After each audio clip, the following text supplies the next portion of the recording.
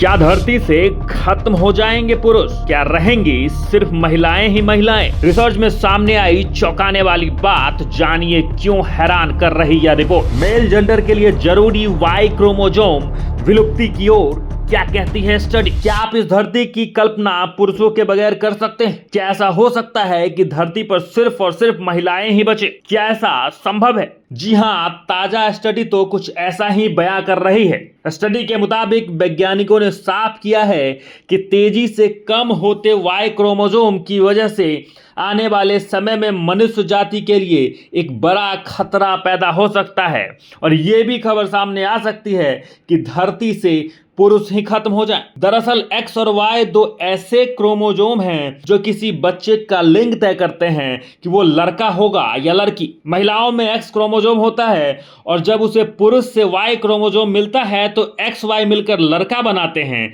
यदि पुरुष से महिला को एक्स क्रोमोजोम मिलता है तो एक्स एक्स मिलकर लड़की का जन्म होता है। इसलिए बच्चे के लिंग के लिए पुरुष को जिम्मेदार माना जाता है, न कि महिलाओं को। शोध के मुताबिक पुरुषों का लिंग निर्धारण करने वाले ये वाई क्रोमोसोम तेजी से गायब हो रहे हैं, जिससे भविष्य में पुरुष जाति संकट में है। यही वाई क्रोमोसोम है जो लड़कों को लड़कियां से अलग करता है और अगर वो धीरे धीरे विलुप्त या गायब हो गया तो सोचो धरती से पुरुष प्रजाति ही समाप्त हो जाएगी। इसका मतलब तो ये होगा कि आने वाले समय में सिर्फ लड़कियां ही इस धरती पर बचेगी।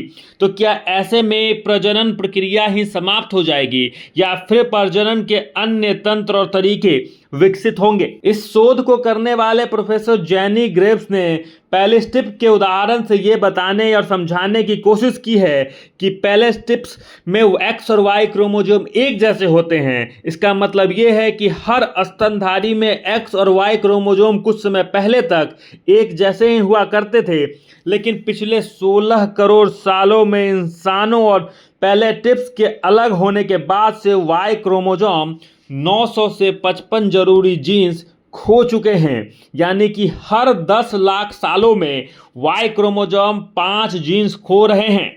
अगर ये इसी प्रकार ये रफ्तार चलता रहा तो अगले 110 लाख सालों में वाई क्रोमोसोम पूरी तरह से धरती से खत्म हो जाएंगे। प्रोफेसर ग्रेव्स का साथ ही ये भी कहना है कि इस शोध से बात यह भी सामने आई है कि हो सकता है कि आने वाले समय में इंसानों में एक नया सेक्स डिटरमिनिंग जीन्स विकसित हो। हालांकि यह इतना आसान नहीं है, क्योंकि एक नया सेक्स डिटरमिनिंग जीन्स विकसित होने से खतरे भी बढ़ सकते हैं।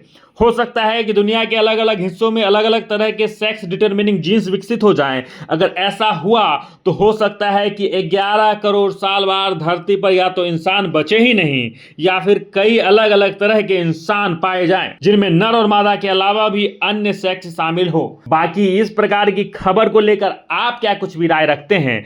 आप इस मामले में क्या कुछ कहते हैं? कमेंट बॉक्स में जरूर लिखें और देखते रहें सच टॉक न्यूज।